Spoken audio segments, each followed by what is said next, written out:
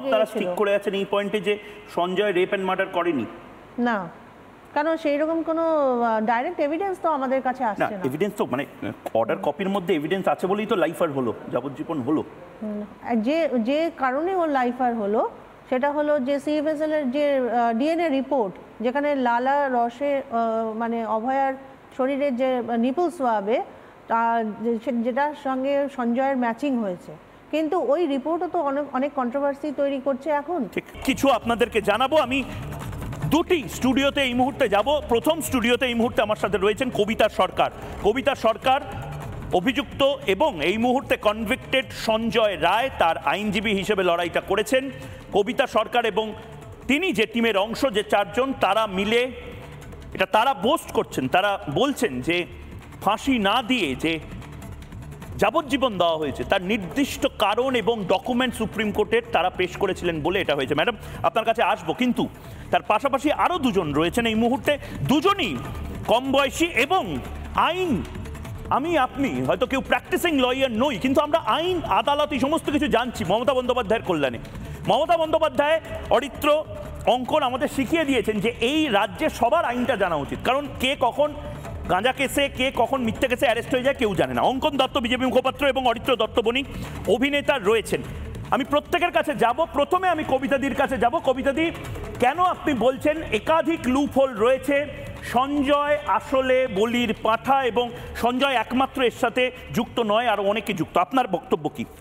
এখানে আমি বলবো যে যেভাবে কেসটাকে ড্রন আপ করা হয়েছিল সেখানে সেগুলো তো আপনি অলরেডি বলেই দিলেন। তারপরে যখন কেসটা রিমান্ডে আসলো তখন তো আমরা নিলাম কেসটা, নানমুখ ছিল ফার্স্ট হিয়ারিংয়ে। তারপর থেকে যে দেখা গেল যে মানে কেসটা যেভাবে ইনভেস্টিগেশনটা হয়েছে সেখানে আমরা দেখতে পাচ্ছি সিবিআই পুরোটা করতেও পারেনি ঠিক করে, এবং সঞ্জয় রায়কে যে অনুপ দত্ত ফোন করে ওই ইয়েতে নেওয়া হলো, মানে সঞ্জয় কি মানে এখনো, মানে এখন তো কনভিক্ট হয়ে গেছে, আপনি তো জিজ্ঞেস করতেই পারেন সঞ্জয়কে যে এখন তো ভয় বা অন্য কিছুর ব্যাপার নেই, ভাই বলে দাও। তাকে গতকালকে এখনো বলছে যে না এখন আমি অনুপ দত্ত পাঠিয়েছিলেন। তাহলে গেছিল কেন? গেছিলেন, অনুপ দত্তের প্রতিটা ফোন কলই ও রিসিভ করে এবং সিসিটিভি আছে। আমি পিসিআর কে বলবো যদি সিসিটিভিটা এখানে একবার চালানো যায়, স্টিলটা, যে সিসিটিভির মধ্যে তো সঞ্জয়কে দেখা যাচ্ছে দিদি। মানে হ্যাঁ, সে তো গেছিল, সে তো অস্বীকার করছে। হ্যাঁ, কেন গেছিল তাহলে?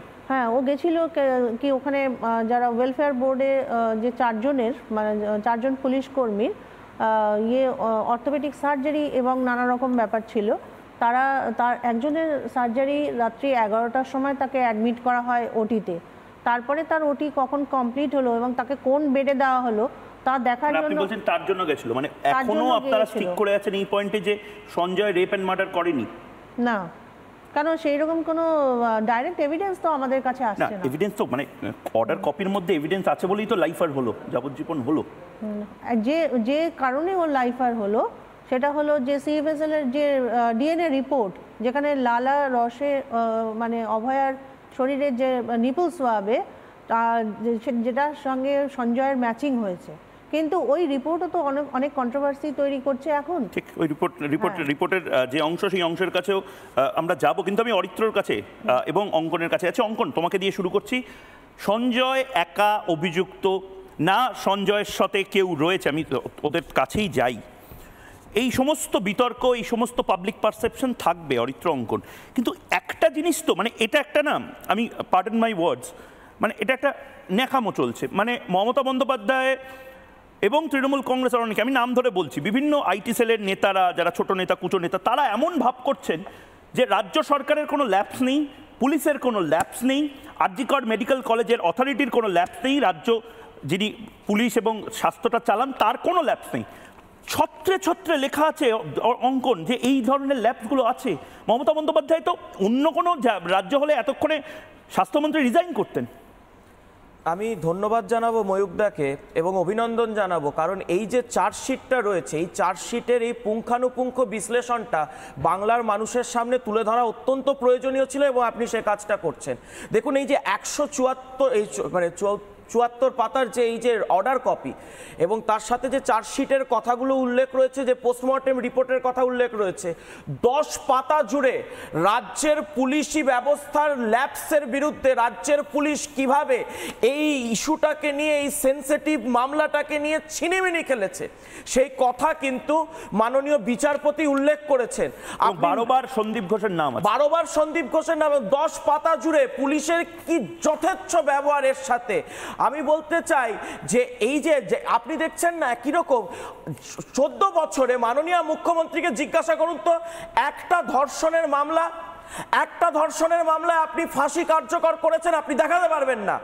কিন্তু এই মামলায় আমার সঞ্জয়কে ফাঁসি দিতে হবে, সঞ্জয়কে ফাঁসি দিতে হবে। আসলে সঞ্জয়ের যতক্ষণ চলবে শ্বাস, মুখ্যমন্ত্রীর উঠবে না বিশ্বাস। এটাই হয়ে গেছে।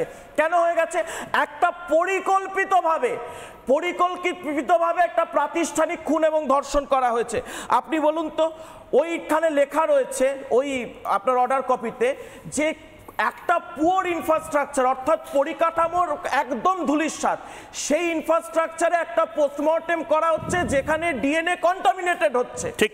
তাহলে সেই স্বাস্থ্য ব্যবস্থা, মুখ্যমন্ত্রী কোন স্বাস্থ্য ব্যবস্থার কথা বলছেন? নানা ধরনের কন্টেন্ট দেখার জন্য লাইক করুন, শেয়ার করুন আমাদের ফেসবুক পেজ, সাবস্ক্রাইব করুন আমাদের ইউটিউব চ্যানেল। পাশাপাশি অন্যান্য ব্রেকিং নিউজের জন্য অবশ্যই চোখ রাখুন রিপাবলিক বাংলায়।